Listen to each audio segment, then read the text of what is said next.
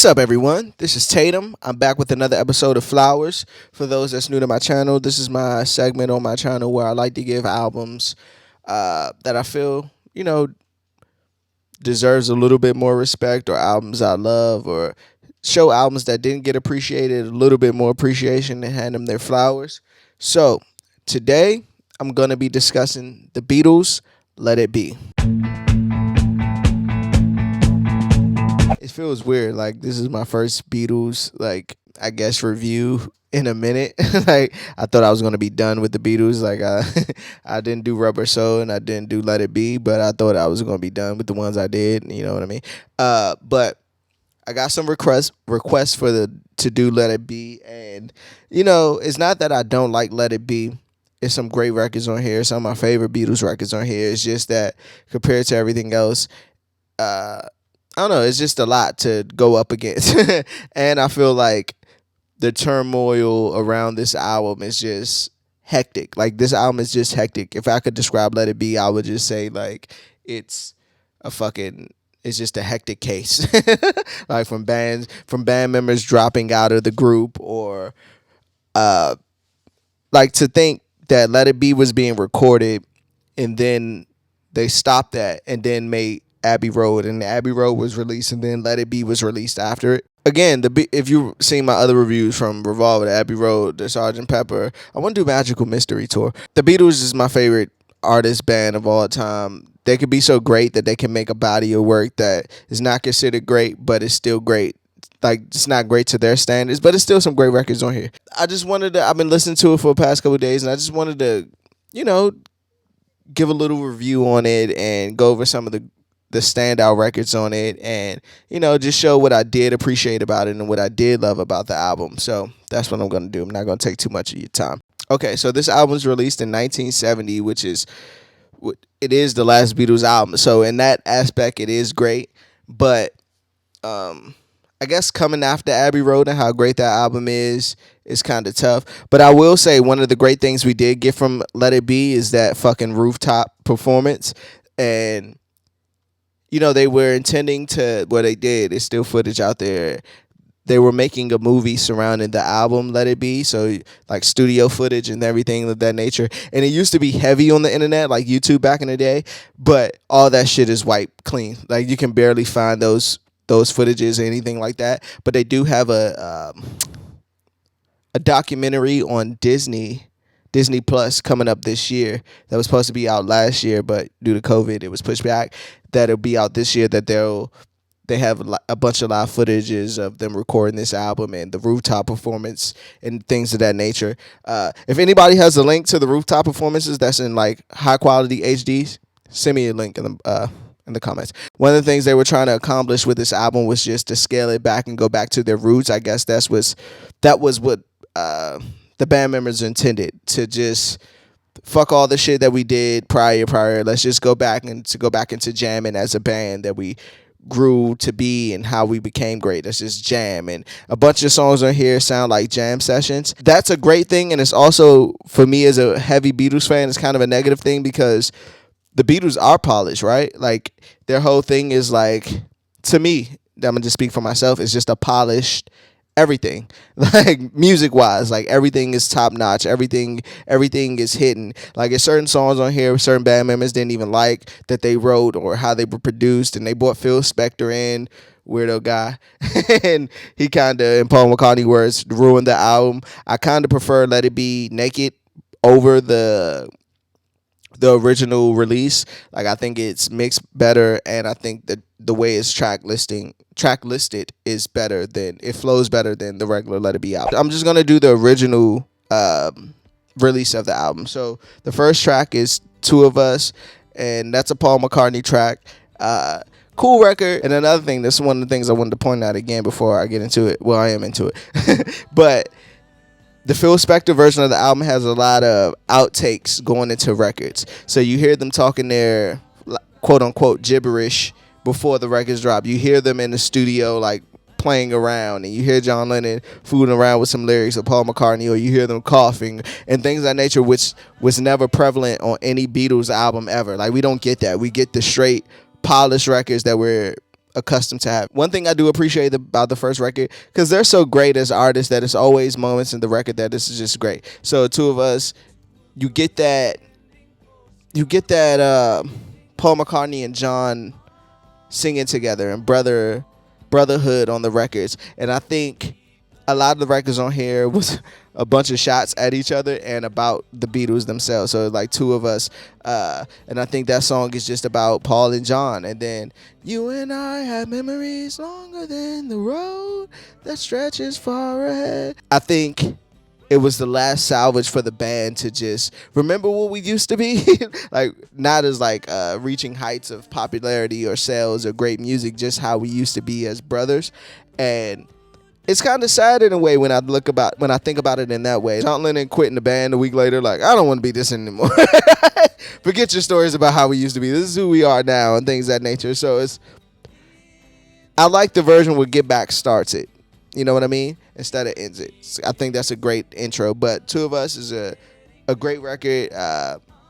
One of those classic Paul McCartney records. But I think he, instead of going in the love direction, love for John Lennon, he goes into like, it's more autobiographical Paul McCartney on this album than any Beatles album to me. So yeah, Two of Us. Two of Us goes in Dig a Pony. This is one of the songs. Dig a Pony is one of those songs that John Lennon like considers gibberish and trash. I think he just thinks that about all the latter Beatle records. And to me, it's one of my favorite records on the album, though. Just again, him and Paul's camaraderie and just the lyrics on that record. Pick a moon up so you can radiate everything you like. That imagery and just poeticness of the record is just amazing. And then to have him and Paul, all I want is you. And I heard it was like a dedication to Yoko. Everything just got to be the way you want it to, because like that's one of my favorite parts. Like everything has to be the way you want it to, because but you could also take that as like coming after Two of Us. That could be John Lennon's record to Paul McCartney. Everything just got to be everything has to be the way you want it to be. Just the way he was, that bluesy feel. Like this album had the potential. I hate to say that since it was released in 1970, made in 1968, 9. Like it could have been. It's so many gems on here that could have been so great. It just, if they were just worked a little bit better. That's why I appreciate Let It Be Naked a little bit more. Just they feel right, you know what I mean? But just off raw feeling, like records like Dig a Pony is amazing. Like it's one of those raw John Lennon records. And he mentioned that with this album, Paul was like, maybe this album in Abbey Road and maybe something on the White Album, but he was saying that Paul McCartney gave more. It wasn't this record. It's another record. I'll get onto it. But he was saying that Paul McCartney just gave more effort into his records than he did John records or George records. So when it came to records of John Lennon, he would like, it'd just be his vocals and no background or things of that nature. And it kind of like pissed him off in a way, like, man, you giving so much effort to your records. What about my record? But in hindsight, I think John Lennon was just so great. His record and his voice is just, him and that guitar is just amazing by itself. Like anything over it kind of clutters it in a way. That's just my opinion on some records. But I could, if that was Paul McCartney's mindset, if it was for some selfish reasons, let it be for selfish reasons, and I don't know. But just from a listener standpoint, those John Lennon records where it's just him just singing and having the Beatles play behind him is just great to me. Across the Universe, another great record. Jai Guru Deva, which means glory teacher of God. And one of my favorite lines from that is just like, nothing's gonna change my world. Like, nothing's gonna change my world. Just that, like, he was just on a whole. John Lennon records are just always on a whole nother level written wise. Like, they're just some other type of poetry that just hits your soul with the groove of his just voice and his message. And it could be, the song could be about total gibberish. Not saying this song is, but just it could be about total gibberish, and it'll just hit your soul. And it's just something I always appreciate, and I'm pretty sure the world appreciates about John Lennon. Ami Man, George Harrison. I think that song was a total shot at the Beatles. Like, all through your day, I'm mine, I'm mine, I'm mine. Like he's saying how everyone's selfish and like everyone is just out for their own agendas and things of that nature. And I think that's a total stab at the band and themselves, from himself to Paul to John, poor Ringo, or even like the record company, the lawyers and things of that nature, the fans. Like, it's such a great record, and that the instrumental they play behind them is just has this dark aura around it. It's just one of my favorites as well on this record. Again, like I said, these records had the potential to be so great, but it just feels like something's missing. Dig It is like an interlude on the record, goes into Let It Be, which I think I enjoyed on Let It Be Naked Again. I hate to keep bringing this up, but I think it sounds great as a closing record. And you hear Paul McCartney whisper words of wisdom, let it be. Like, you could tell it was just, it sounds better at the end of the record because it gives it, like, obviously it's one of the greatest Beatles records ever, but it also gives it, like, this is the end. Like, you gotta just let it be. Like, everything that we're fighting for and want to change, just let it be. Like, that's what I get from that record when I hear it with the record and knowing the backstory of the record. It's just like, just gotta let it be, man. Like, great record. Fucking classic record. Maggie May, another interlude. I Got a Feeling, which is one of those blues records that I really appreciate when I seen the rooftop performance. I've got a feeling deep inside, oh yeah. And just to have everybody has a bad year, everybody had a good time, everybody lift their socks up, everybody let their foot down. Like, just to have John Lennon come in behind Paul McCartney, filling in the hook, and it just shows you how great they are or were together. And it's just a great collaboration. Again, I love the rooftop performance of this record, and it shows me a glimpse into I don't even know how to describe Paul McCartney's voice when he goes into the, like, scream. Like, he kind of does it, well, he does do it on Abbey Road a lot. Like, it's like that live performance scream, and he does it on here like, yeah, yeah. Like, I just see Paul McCartney with the beard. like, I just appreciate that part. It's just a different aspect of Paul McCartney that we didn't get maybe on Helter Skelter or something like that, but we don't really see a lot. We didn't really see a lot to that point.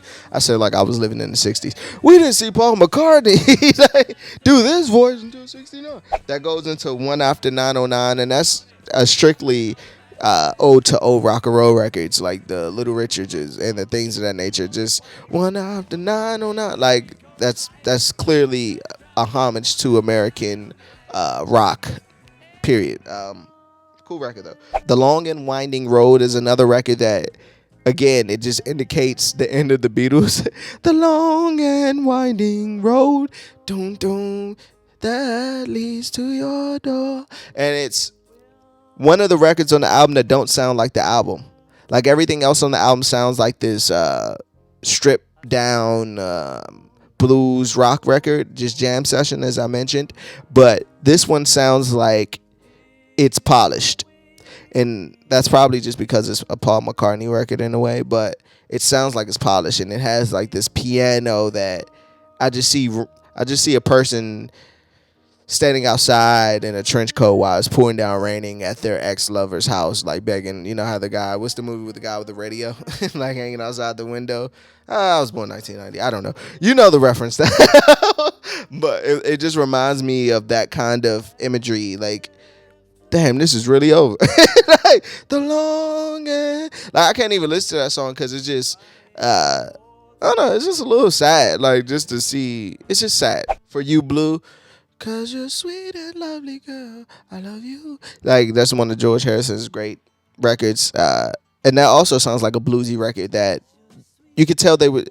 Again, I appreciate the what they were trying to accomplish with the record. You know what I mean? And George Harrison was quitting the group. John Lennon was quitting the group. It was a bunch of turmoil that just, this album is just nuts. And then to end the album with Get Back on the original version, which is one of my favorite Beatles records of all time.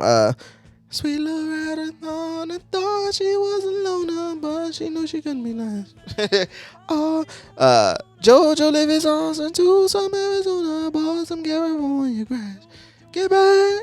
Like, I just love the way, get back. I love the rooftop performance. Again, I hate to keep going back to that, but that's one of that rooftop performance made me appreciate this record a little bit more. And I read somewhere that it was kind of a shot at Yoko. Like, get back the way it once belonged. Get back, Loretta. Go home. like, I'm tired of you being around us. You're breaking up the camaraderie of the band, and you filling his head with things that don't need to be filled. But Get Back is another great Beatles record. Let's get into my best songs. My favorite songs on here.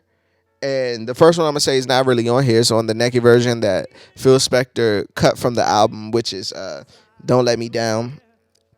I don't know how that album didn't. I mean, I don't know how that song didn't make the album. Like, that song it's kind of like how Strawberry Fields didn't make Sgt. Pepper. Like, how didn't that make the album? But Don't Let Me Down, I think, is the best record out of all these records. Don't Let Me Down, Dig a Pony, and Get Back. Worst record, I'm just going to cop out to one of the interludes. Dig It. If I'm not going to use Dig It, because that's a cop out, I'll go One After 909. Best line is from Don't Let Me Down, and it's, I'm in love for the first time. Don't you know it's gonna last? It's a love that lasts forever. It's a love that has no past. Don't let me down. It's just a great feeling. Like, that line stands out to me more than anything. And that song's not even on the album, the original album. So, yeah. But let's wrap this shit up, though. Don't let me down. Again, to me, in conclusion, Let It Be. It's a great album. I can't say it isn't. It's just, if the Beatles are so great that this album is a great album. You know what I mean? But it's obviously not their best. It's kind of sad that this was their last effort. Well, presented to us as the fans, it was their last effort as an album. This is the way they went out. Even though it's a great album, it's a classic album. I'm pretty sure it's someone out there who has Let It Be as their favorite Beatles album, and I wouldn't be mad at them. Like, you have songs like Get Back or Don't Let Me Down or Dig a Pony, Across the Universe. It's a movie titled Across the Universe, for Christ's sake. So, two of us. It's a bunch of, it's a bunch of great records on here. I just think that it's so many releases of this album as far as versions. It's probably like 3 versions of this album that was released, and I wish they would have got it right in the moment. Like, they could have got it right in the moment. I think that's why Abbey Road is so great.